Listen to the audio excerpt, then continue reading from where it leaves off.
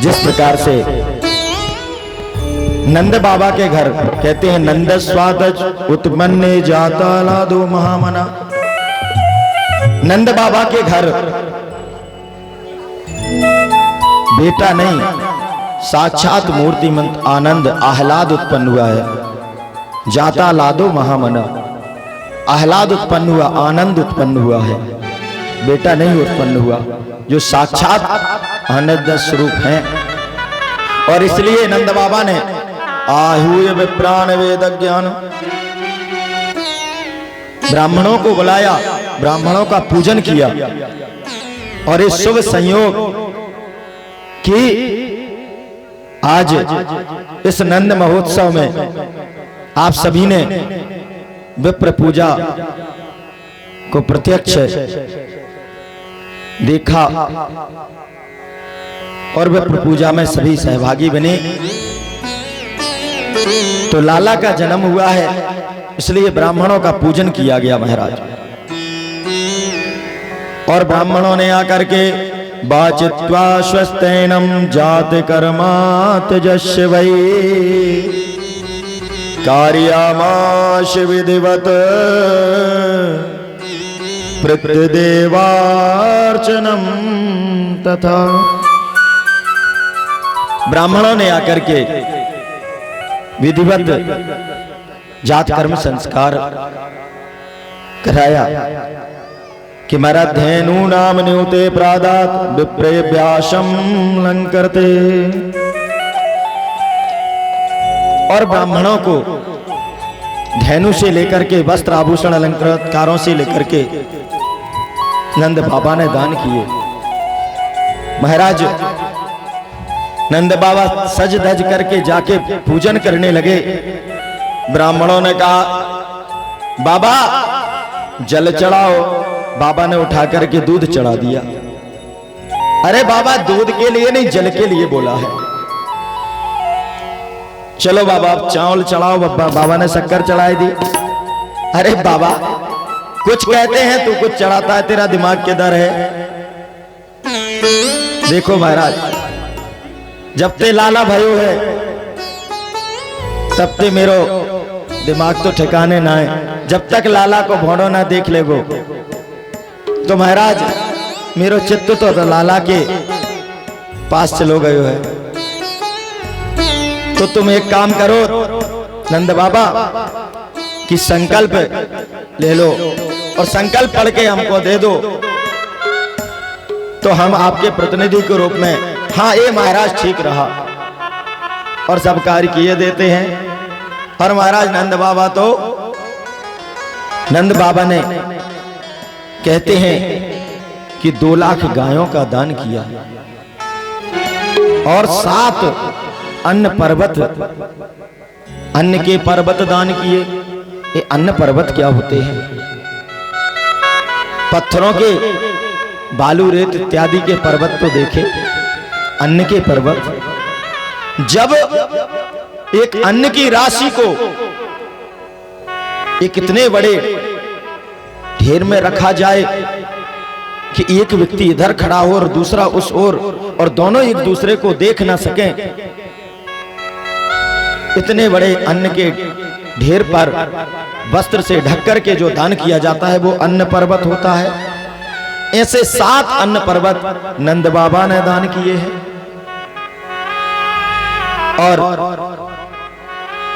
इतना महाराज आह्लाद है, उत्साह है कि नंद बाबा ने खजाने खोल दिए हैं, लुटाए जा रहे हैं कि नंदो महामनास्तेभ्यो दासोलंकार गोधनम सूतमागध वंदिभ्यो यन्ने विद्योपजीवना। महाराज नंद बाबा आज महामना हो गए हैं, उदार मना हो गए हैं। सूत मागध बंदी जन इतने बहुमूल्य रत्न भूषणों को नंद बाबा के घर से भर भर के ले जा रहे हैं, लुटा रहे हैं। सर्वसुदानो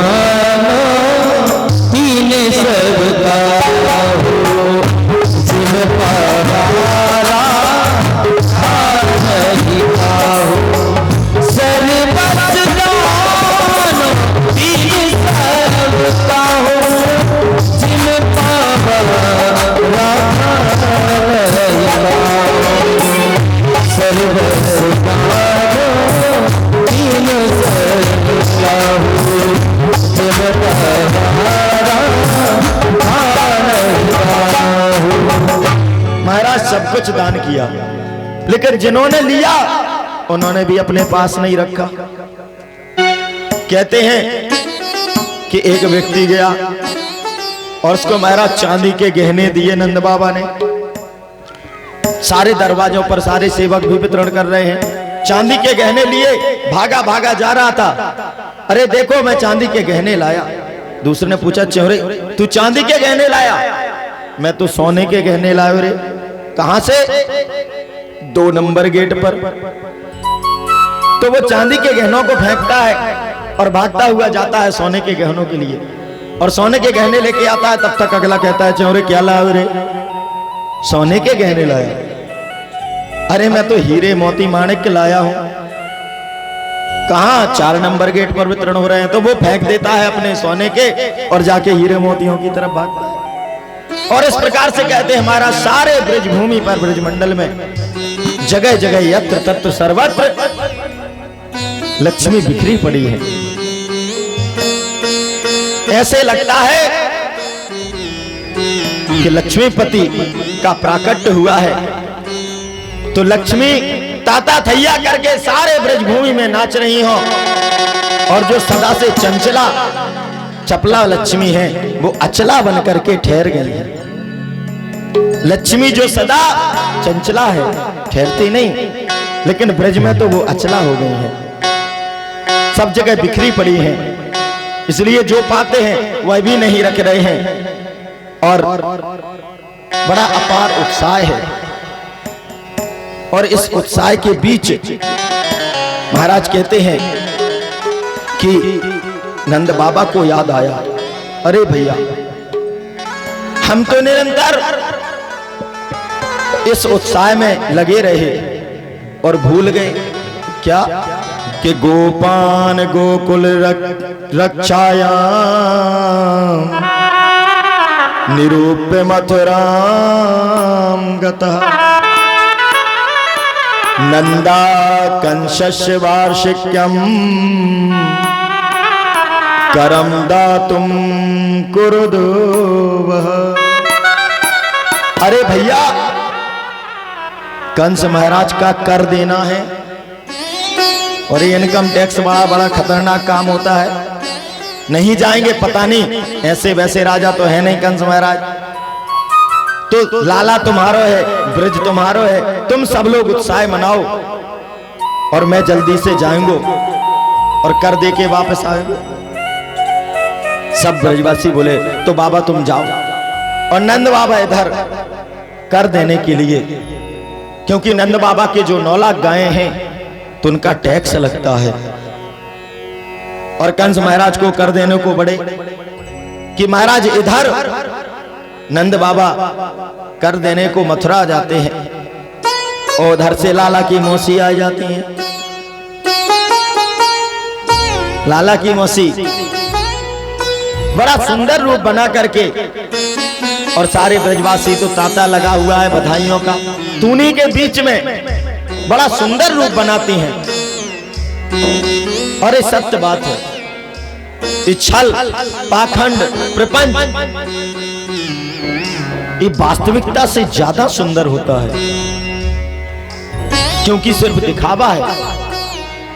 तो बड़ा सुंदर रूप बना के कहते हैं ऐसे लगता है कि जैसे साक्षात श्री देवी जी आ गई हो। श्री देवी अर्थात ये तुम्हारी टीवी वाली नहीं, श्री अर्थात लक्ष्मी देवी, जैसे साक्षात लक्ष्मी देवी जी आई हो। बड़ा सुंदर रूप है। और भी विवरण आता है, कहते हैं बाल भी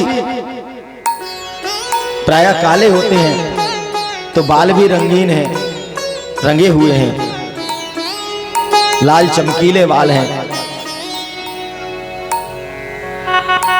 तो महाराज बड़ा सुंदर रूप बना करके और उन्हीं के बीच में जाके पहुंच जाती हैं पूतना मौसी। अरे बहन मोको पता लगो कि तेरे लाला भयो है, बधाई देवे को आई है, बता कहाँ है तेरो लाला। अरे बहन या बुढ़ापे में तुम सबन के भाग से भयो है, लाला अभी अभी सुलायो है, तो जाके प्रेम से आशीर्वाद दे दो, जाग ना जाए। वो तो यह चाहती ही थी अकेले में मिले लाला, और कहती है अभी जाती हूं। और पूतना महाराज पहुंचती है, जैसे ही कन्हैया की ओर बढ़ती है कि संतों का मत है, कहते हैं कि लाला ने तो आंखें बंद कर ली। अब इस पर अनेक संत अपने अपने भाव रखते हैं। कहते हैं महाराज लाला ने इसलिए आंखें बंद कर ली कि लाला ने कहा हम यहां आए थे माखन मिश्री खाने को और मौसी जी आ गई है जहर पिलाने को, तो यह जहर हमको नहीं पीनो है। कभी कोई कड़वी दवाई बच्चों को खिलाओ ना तो आंखें बंद कर लेता है, दांत बंद कर लेता, हमको नहीं खाना, मुंह बंद करके आंखें बंद करके लेट जाता। तो इसलिए लाला ने आंखें बंद कर ली है महाराज। दूसरे संत कहते नहीं, ऐसा नहीं है। लाला ने इसलिए आंखें बंद कर ली कि जब सुपात्र ना हो तो कुपात्र पर दृष्टि नहीं डालनी चाहिए। अरे रामावतार में तो साथ में उनकी किशोरी जी थी, तो जानकी जी को निहार करके वहां भी एक देवी जी, कौन, शूर्पणखा जी आई थी। बड़ा सुंदर रूप बनाया था, रुचिर रूप धर प्रभु पहीं आई। लेकिन महाराज प्रभु ने एक बार भी नहीं देखा था। किशोरी जी को देख करके उत्तर दिया था, सीता ही कहीं प्रभु बाता, सीता ही कहीं प्रभु बाता, आई कुमार मोर लघुराता, आई कुमार मोर लघुराता। और इस प्रकार से किशोरी जी को देखते हुए और काम चला लिया था, वो उत्तर दिया था। आज कन्हैया कहते हैं यहाँ तो कोई है ही नहीं, अकेले हैं, तो किसकी ओर दृष्टि डाले, तो इससे अच्छा है आंखें बंद कर लो। एक सत कहते हैं नहीं, कान्हा के जो दोनों नेत्र हैं, एक चंद्रलोक है एक सूर्यलोक है, तो दोनों लोग कहते हैं कि देखो प्रभु ये इतनी पापनी है, क्या है, कंसीन प्रहिता घोरा पूतना बाल घातनी, बच्चों को मार मार के उनका खून पी जाती है। शिशुंचारण गणंती पूरे ग्राम ब्रजादिशु, बच्चों का खून पीती है, रुधिर पीती है, बच्चों को मार देती है। तो ऐसी पापनी को ना तो हम चंद्रलोक में जाने देंगे महाराज, और ना सूर्यलोक में। जहां भेजना हो आप ही भेजो। तो दोनों नेत्र बंद हो गए। अनेक संतों के मत हैं,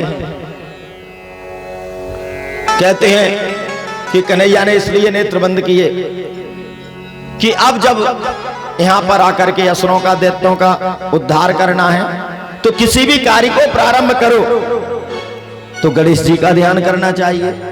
तो कुछ संत कहते हैं वो गणेश बाबा का ध्यान करने लगे आंखें बंद करके। अब जब श्री गणेश कर रहे हैं, मौसी जी से ही शुरू होना है, तो गणेश बाबा का ध्यान कर लो। एक संत कहते नहीं, कन्हैया ने कहा देखो जहर पीने को अभ्यास तो भोले बाबा को है, और बाबा को पीने को अभ्यास है। हम तो माखन मिश्री खाने वाले, दही दूध दही खाने वाले हैं, 56 भोग खाने वाले हैं, तो हमको तो करना नहीं, तो भोले बाबा का स्मरण करने लगे। कर्पूर गौरम करुणावतारम संसार सारम भुजगेन्द्रहारम युवमूर्ति गोपीना सभी चाहते हैं, जहर की सभा कोई तुम्हारे सिवा, युवमूर्ति गोपीना सभी चाहते हैं, जहर की सभा कोई तुम्हारे सिवा, युवमूर्ति गोपीना जीते हैं लोग जहर पी के मरते हैं लोग, इसीलिए किससे डरते हैं लोग। जहर पी के जीना सभी चाहते हैं, जहर पी के जीना सभी चाहते हैं, मगर जी सताना कोई तुम्हारे सिवा। कर पूरे करुणा संसार सारो भुज सजा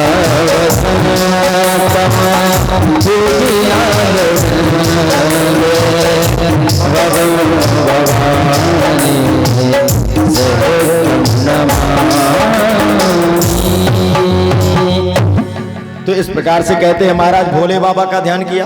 अब कन्हैया ने किस वजह से नेत्र बंद किए वो तो कन्हैया जाने, वो कन्हैया की लीला है। लेकिन महाराज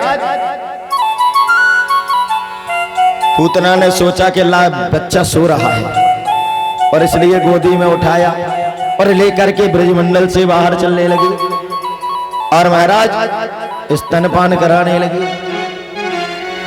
पहले तो लाला ने दूध पिया, विषपान किया, दुग्धपान किया और दुग्धपान के साथ कि गाढ़म कराभ्याम भगवान प्रपीड तत्प्राणये समम रोष शमन वितो। और विष के साथ साथ जैसे प्राणों का पान प्रारंभ किया कि महाराज मर्मस्थलों में वेदना प्रारंभ हुई और प्राण निकलने लगे तो छटपटाने लगी और अपने वास्तविक स्वरूप में आकर के बड़ा विशाल काय शरीर के रूप में आके और जोर से शरीर गिरा, जिस प्राण हो गई। 6 कोस के सारे वृक्ष टूट के गिर गए। कहते हैं महाराज इतना जोरदार का जो धमाका हुआ, मैया तो भागी भागी लाला के पास गई। अरे लाला, लाला नहीं दिखा। ओ भैया लाला कहाँ गया, लाला कहाँ गया। सारे ब्रजवासी भागे, देखा पहाड़ जैसा पूतना का सिर्फ शरीर पड़ा हुआ है और उसके ऊपर लाला बैठे हुए हैं। हे भगवान, सारे ब्रजवासी देख मैया ये पूतना लेके भाग रही थी, तेरे लाला को तो ठोकर लगी, धम्म से गिरी और मर गई। दूसरे ब्रजवासी दौड़ के आ, मैया मैया हम बताएं। अरे भैया ये लेके भाग रही तो ठोकर लगी। तो दूसरा ब्रजवासी कह रहा, अरे ठोकर लगी होती तो मुंह के बल गिरती, पीठ के बल थोड़ी ना गिरती। अब आपस में बहस करने लगे। मैया बोली वो कैसे भी मरी हो, मैं तो ये मानती हूं कि कोई काऊ को ना मारे पापी अपने पाप से खुद मर जावे, या से ये पापिन थी तो ये खुद मर गई। नारायण ने मेरे लाला की रक्षा कर दी।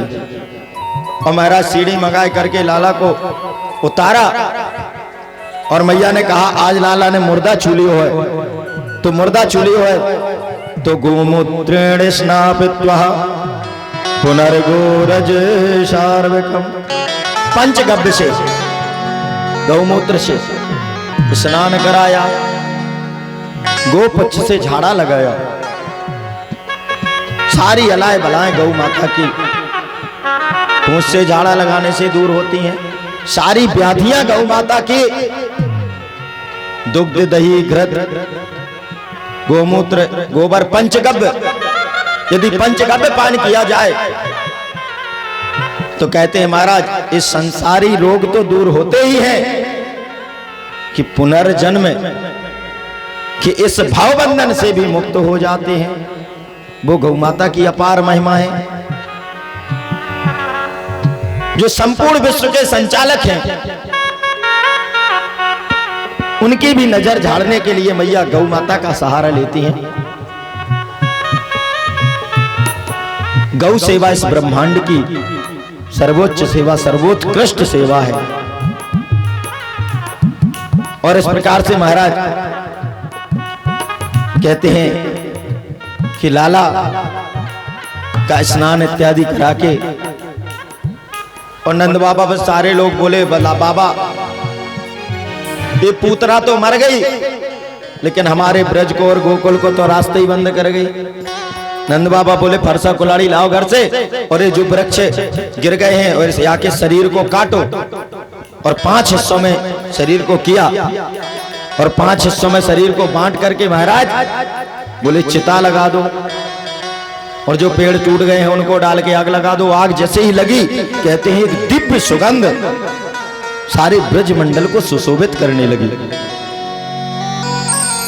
महाराज परीक्षित आश्चर्यचकित होकर के पूछते हैं, अरे पूतना इतनी घोर पापनी और जिसकी देह जली तो सुगंध निकली महाराज, समझ में नहीं आ रहा ये कैसा अचंभा है। सुखदेव बाबा कहते हैं अरे राजन, आप पूतना को पापनी कहते हैं, अरे जो जन्म जन्मांतरों तक अनेक जन्मों में तप करते हैं, यज्ञ करते हैं, जप करते हैं, और कहते हैं अंतराम कहे आवत नहीं, और अंतिम समय मरते समय 2 शब्द नहीं निकलते हैं उनके मुख से। और जिसने साक्षात उस परम प्रभु को हृदय से लगा करके अपने सीने से चिपका करके प्राण त्यागे हो, उसकी दुर्गति हो सकती है क्या? उसको आप पापी कहेंगे? उससे बड़ा पुण्यात्मा कौन हो सकता है संसार में? महाराज वो परमात्मा ऐसे ही है, वो राधा रमण रसिक बिहारी ऐसे ही है, वो राजा राम सरकार ऐसे ही हैं। लाख दुर्गुण हो हमारे अंदर, लाख कमियां हो, एक छोटा सा गुण क्या निकाला? कहते देखो